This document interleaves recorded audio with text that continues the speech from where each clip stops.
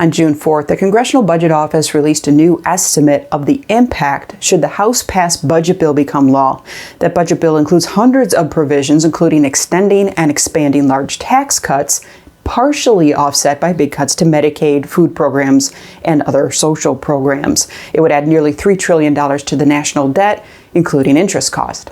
One of the key findings from the Congressional Budget Office is that 16 million Americans could lose their health insurance if the budget bill becomes law. A large share of coverage losses would come from Medicaid. And in fact, the Medicaid work requirement provision alone is the largest source of savings in the bill at $336 billion. The Congressional Budget Office says that would leave 4.8 million people without health insurance. They give examples of other cuts to Medicaid and what that looks like in the budget bill. Cutting backdated coverage of Medicaid, for example, would save $6.3 billion.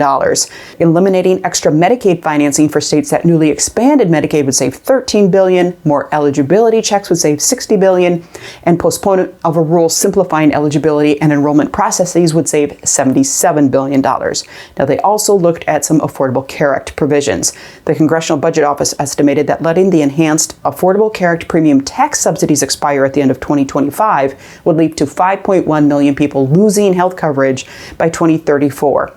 And some people warn legislators need to keep timing in mind. That would mean subsidies would expire at the end of 2025, premiums would increase significantly heading into an election year.